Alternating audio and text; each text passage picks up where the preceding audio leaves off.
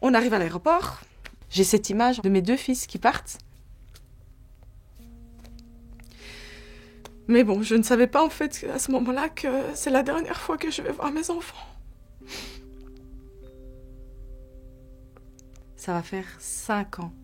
5 longues années que je n'ai plus revu mes enfants. Je m'appelle Nazia Mahmoudi, je suis la maman de Noé Ibrahim et je suis victime d'un rapt parental. En 2005, je rencontre le futur père de mes enfants. Tout va bien au début, on s'entend très bien.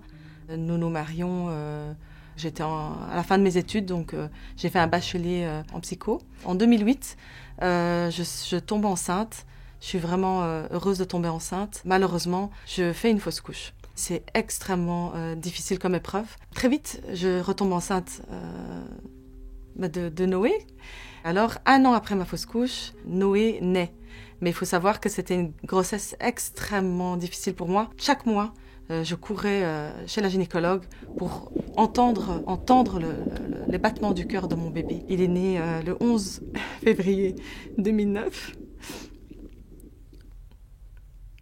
Ce qui se passe lorsqu'il a 2 mois, on m'annonce qu'il a fait 19 apnées obstructives pendant la nuit. Il avait déjà des soucis de reflux et quand on rajoute au fait les apnées obstructives, il y a un énorme risque de mort subite du nourrisson. On m'a dit qu'il fallait pas s'inquiéter, qu'il fallait juste mettre mon bébé sous monitoring jusqu'à ces 6 mois. À cette période-là, il y a mon le père de mes enfants, on va dire, qui part à Dubaï pour 20 jours. Finalement, il ne revient pas. Et très vite, en fait, j'entends parler de dettes laissées en Belgique.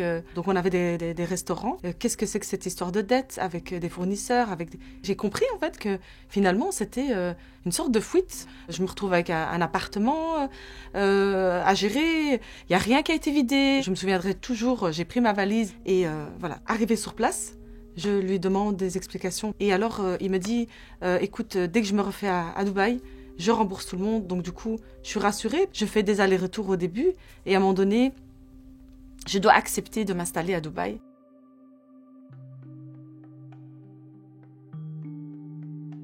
Malheureusement, pour moi, c'était une prison dorée. C'est vraiment le ressenti que j'ai, c'était une prison dorée. J'ai une belle voiture, ok, des appartements magnifiques.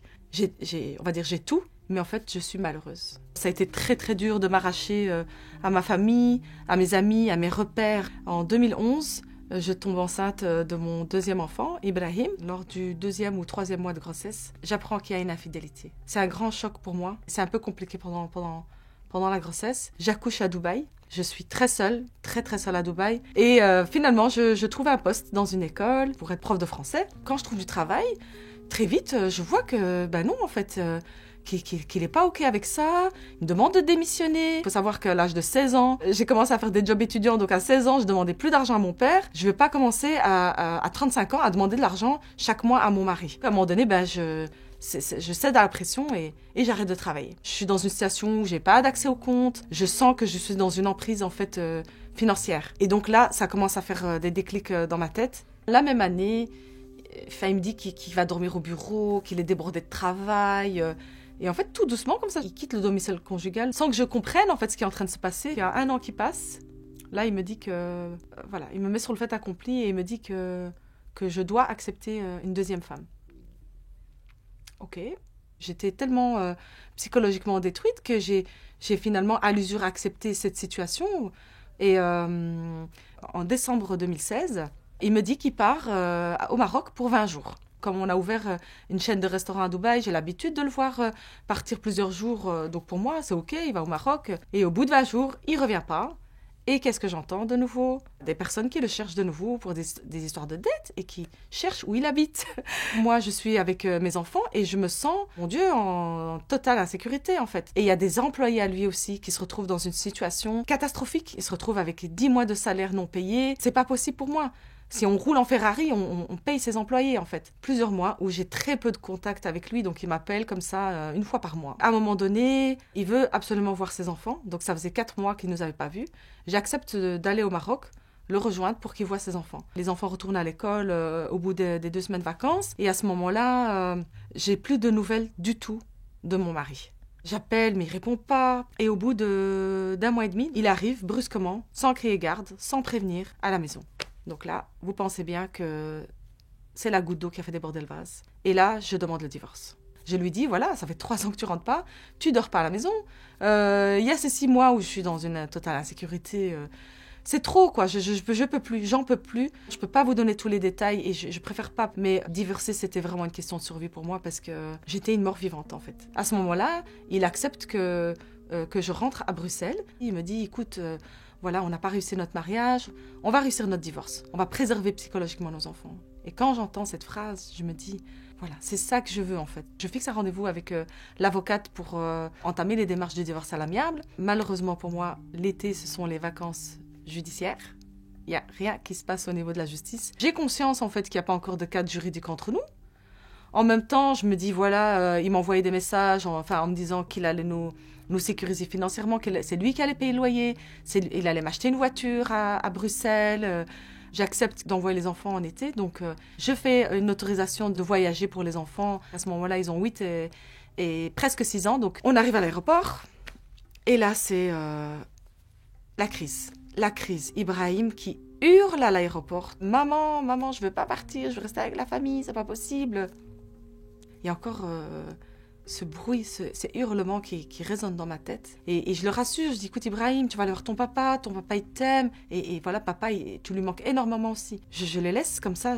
J'ai cette image en fait de mes 2 fils qui partent à Dubaï avec ces hurlements dans la tête.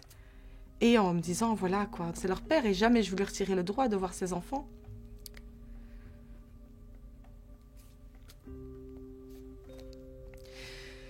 Mais bon, je ne savais pas en fait à ce moment-là que c'est la dernière fois que je vais voir mes enfants. Et donc voilà, je rentre chez moi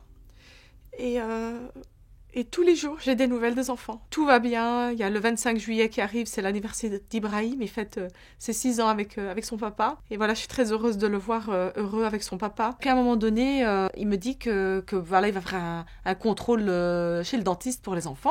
Enfin, il doit faire un appareil, je sais pas quoi exactement. Est-ce que je suis OK avec le fait de rajouter 2 jours en plus? Je dis bien sûr. Je demande même pas de détails pour vous dire. Je suis complètement en confiance en fait. Le fameux jour de l'opération, j'appelle déjà la veille. Il y a pas de nouvelles. Je me dis bon bah peut-être à ce moment-là, je suis pas encore alertée parce que je me dis bon bah peut-être que je sais pas, il est débordé, il peut pas répondre. Enfin bref, le lendemain, j'appelle, j'ai toujours pas de nouvelles. Je me dis mais c'est pas possible. Là, je commence à être un petit peu inquiète et à un moment donné, j'appelle le cabinet de dentiste pour me dire est-ce que tout va bien? Donc est-ce que l'opération se déroule bien? Qu'est-ce qui se passe? Et là, on me dit écoutez madame, oui, Noé et Ibrahim, ils sont venus en consultation, mais il n'a jamais été question d'opération. Voilà. Et là, j'ai un gros choc. J'ai l'impression qu'on me prend et on me jette du 40e étage d'un immeuble, en fait. Très vite, on comprend que c'est un rap parental. J'essaie d'appeler. Et en fait, ces appels vont être en vain pendant plusieurs jours. Et comme je n'ai aucune nouvelle, je vais porter plainte le 5 septembre 2017 pour enlèvement d'enfants. Ce jour-là, la police, on me dit mais enfin, pourquoi vous avez envoyé les enfants alors qu'il n'y a pas de cadre juridique entre vous? J'ai dit mais parce que j'étais en totale confiance. J'engage une démarche au niveau juridique. Très très vite, donc en décembre 2017, il y a un jugement qui tombe et on m'octroie la garde et l'hébergement des enfants. Malheureusement pour moi, Dubaï n'a pas signé la convention de La Haye. Donc il n'y a personne qui peut intervenir pour moi en fait là-bas pour récupérer les enfants.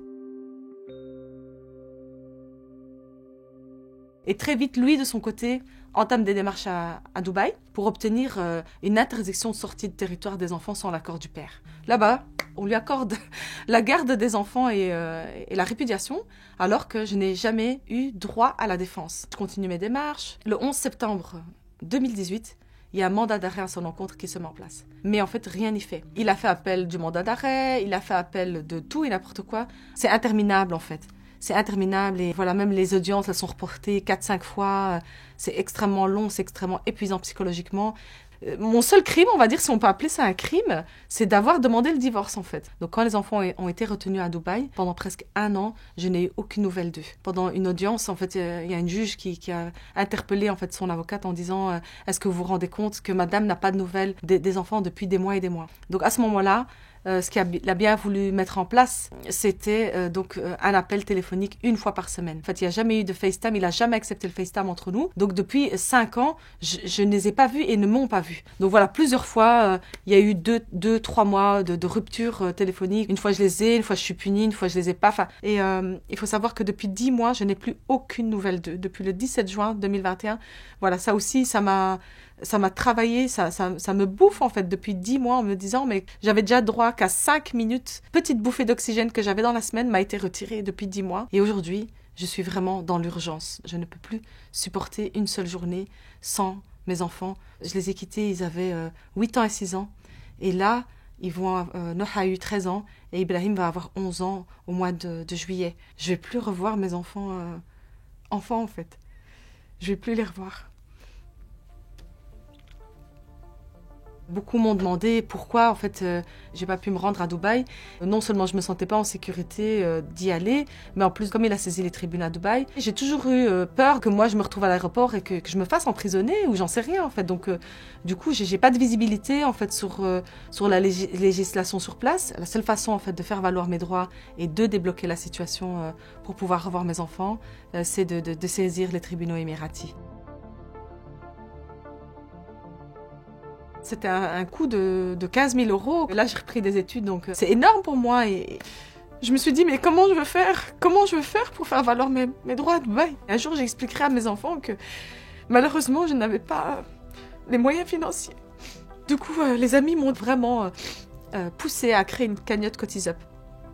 Et donc, j'ai créé cette cagnotte Cotise Up et on a atteint en fait les 10 000 € en 19 jours. Tout cet élan me porte et me donne la force de continuer à me battre. J'ai créé une page Instagram qui s'appelle Jamais sans mes fils pour faire entendre ma voix à Dubaï et garder un contact avec mes enfants. Donc j'espère de tout mon cœur qu'ils vont tomber sur mon Facebook et sur mon Instagram. Par exemple, le jour de l'anniversaire de Noah, j'ai posté des photos de lui et par exemple le dernier anniversaire que j'ai vécu avec lui, c'était une magnifique journée avec ses amis où il y avait des clowns, il y avait vraiment voir les yeux des enfants illuminés comme ça. Ce jour-là, c'était merveilleux et je lui dis clairement à mon fils, c'est le dernier anniversaire que tu passeras seul.